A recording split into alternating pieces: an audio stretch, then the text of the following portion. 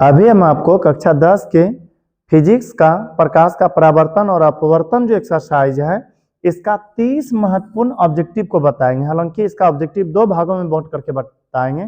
पहला पार्ट ये जो अभी वीडियो देख रहे हैं इसमें 30 ऑब्जेक्टिव होगा और वह सभी ऑब्जेक्टिव इसमें लाने का प्रयास किए हैं जो कि बोर्ड एग्जाम में कई बार पूछा गया है और आने वाले समय में जो एग्जाम होगा उसमें भी पूछा जा सकता है। इसलिए इस वीडियो को शुरू से आखिर तक देखने का प्रयास करें ताकि हम इस वीडियो का संपूर्ण ऑब्जेक्टिव को बहुत आसानी से आपको समझा सके। और एक बात बता दें, इस वीडियो को देखने के बाद कहीं भी ऐसा नहीं लगेगा कि कोई ऑब्जेक्टिव आप रटने की जरूरत है, इसलिए इस वीडियो को आखिर तक जरूर देखने का प्रयास करें। तो आप ध्यान पूर्वक देखिए। पहला प्रश्न है, प्रकाश की किरण गमन करती है। याद रखिएगा, प्रकाश की किरण हमेशा सीधी रेखा में गमन करती है। किस रेखा में? सीधी रेखा में। खुद से आप सोचिए, यदि आप कभी भी टॉर्च जलाए होंगे टॉर्च, तो बताइए यह किस रेखा में हमेशा गमन करती है? सीधी रेखा में। किस रेखा में? सीधी रेखा में।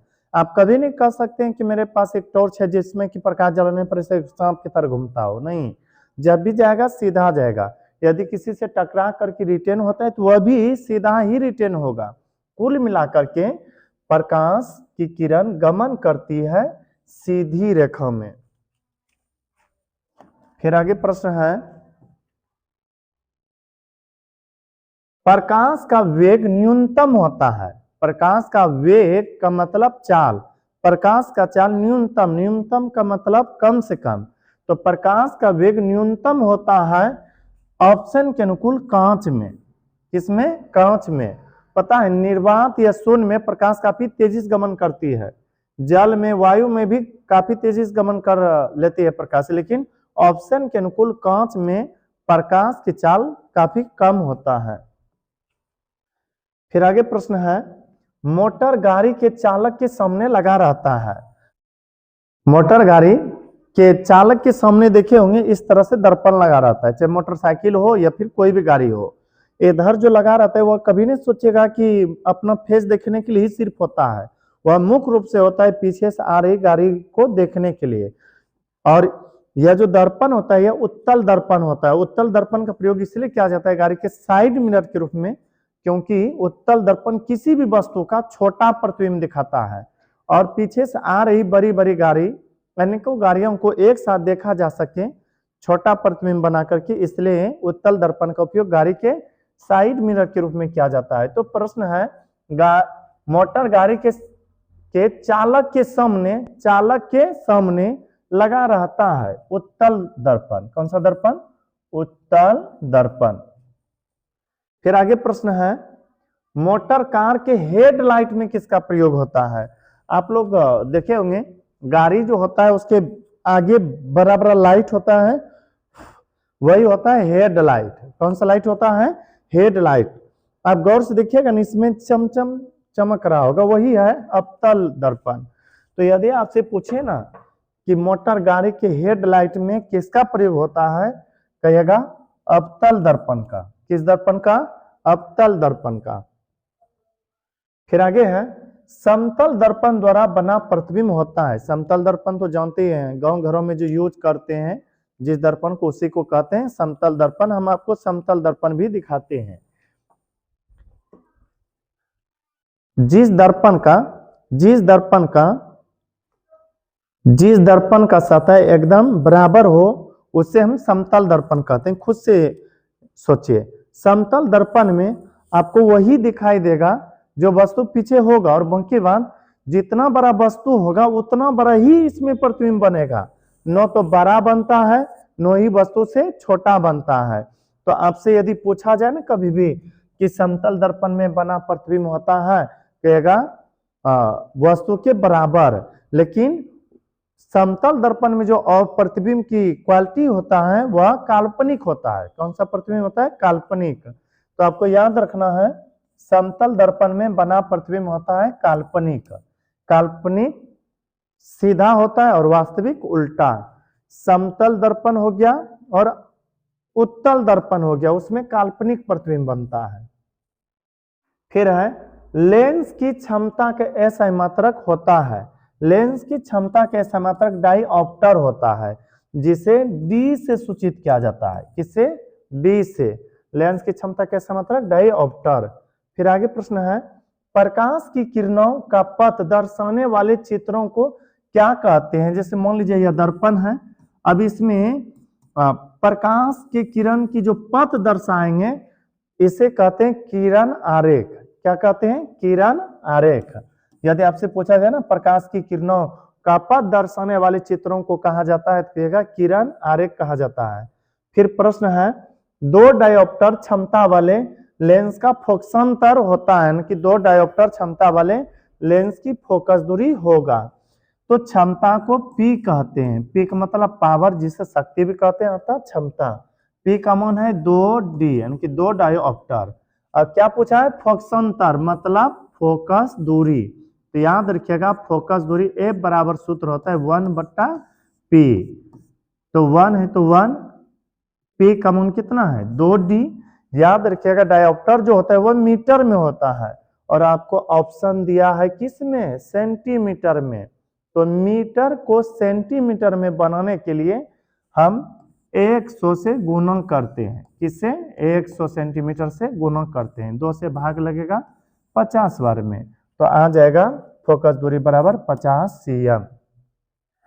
फिर आगे प्रश्न देखिए उसी तरह से है, किसी उत्तल लेंस का फोकसांतर 50 सेंटीमीटर है। याद रखिएगा यदि उत्तल लेंस है तो उत्तल लेंस का फोकस दूरी प्लस में होता है, धनात्मक होता है।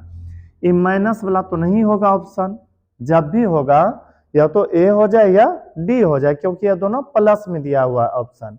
उत्तल लेंस की फोकस दूरी हमेशा धनात्मक होती है, इस बात को ध्यान में रखिएगा। यह क्षमता, किसी उत्तल लेंस का फोकसांतर 50 cm है। फोकसांतर फोकस दूरी कितना है? 50 सेंटीमीटर है। तो क्षमता क्या होगी? क्षमता न कि P बराबर सूत्र होता है 1/F। तो 1 है तो 1, F का मान कितना है? 50 cm। याद रखिएगा यह सेंटीमीटर में है और सेंटीमीटर को मीटर में बदलने के लिए हम 100 से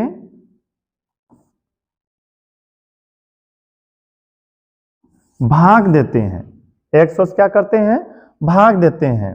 100 मीटर से भाग देते हैं, यही मीटर ऊपर आकर के गुना हो जाएगा या फिर कटा दीजिए। 50 दूनी 100, अब 2 से गुना होगा, 2 गुना 1 कितना हो गया? 2 डायोप्टर। हो सकता है ना समझ में आया हो, हल कैसे किए फिर से देखिए।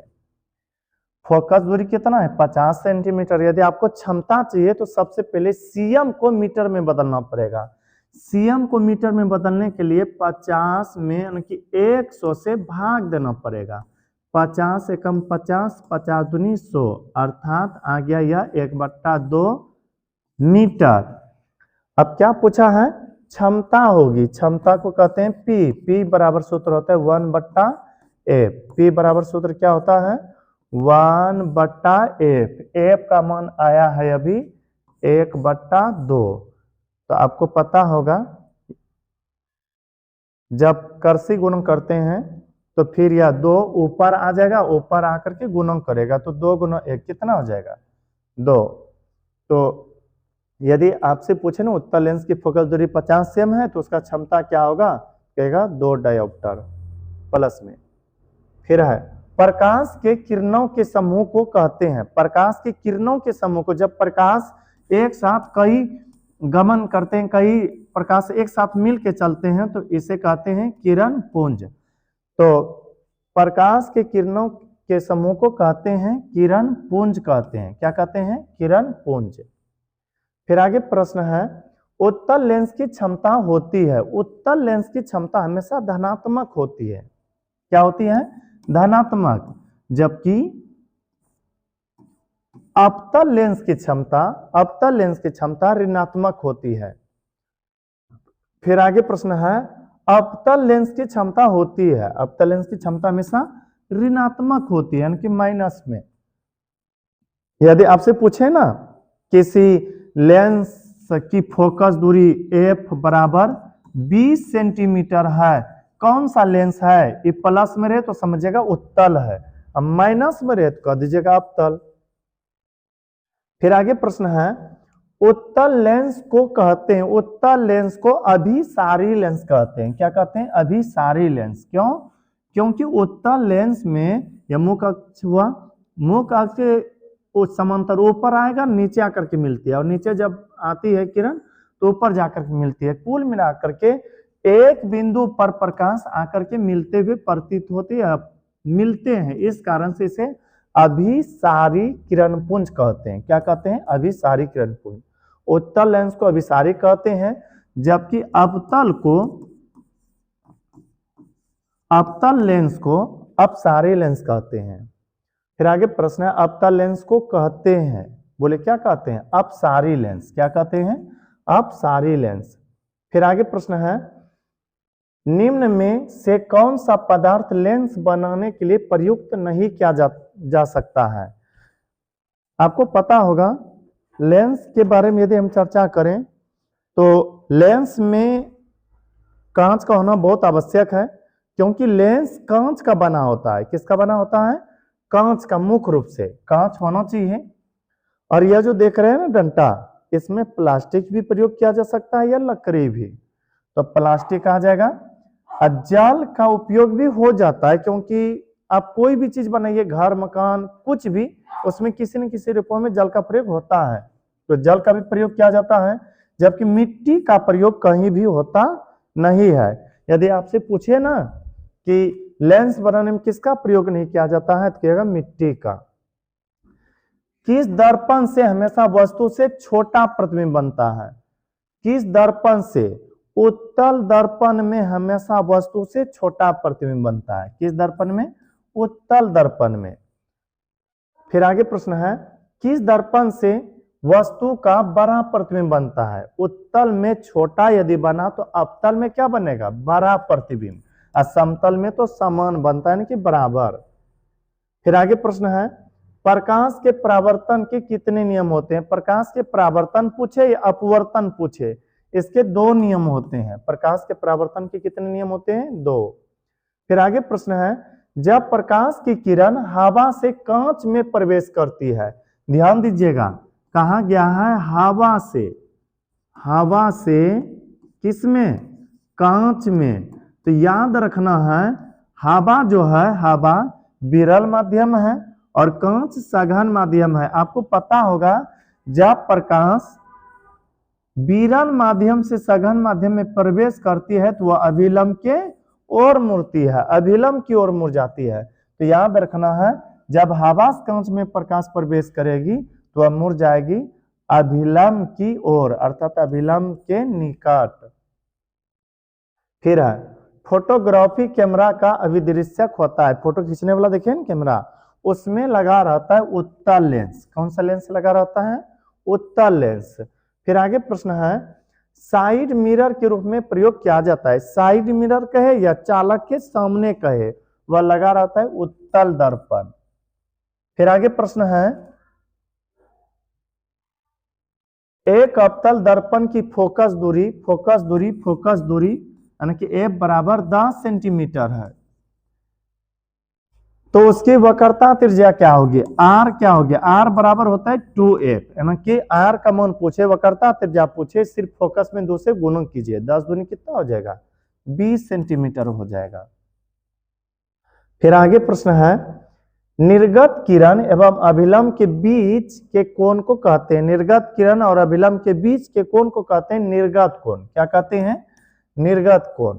फिर आगे प्रश्न है, सरल सूक्ष्मदर्शी में किसका उपयोग होता है? याद रखना है, सरल सूक्ष्मदर्शी को ही माइक्रोस्कोप कहते हैं, और उसमें लगा रहता है उत्तल लेंस। क्यों? क्योंकि उत्तल लेंस किसी भी छोटे छोटे वस्तुओं को बड़ा करके दिखाता है, और सूक्ष्मदर्शी का प्रयोग किया जाता है छोटे छोटे चीजों को देखने के लिए, और यह छोटे छोटे चीजों को बड़ा करके दिखाता है। इसलिए हम कह सकते हैं सरल सूक्ष्मदर्शी में प्रयोग होता है उत्तल लेंस।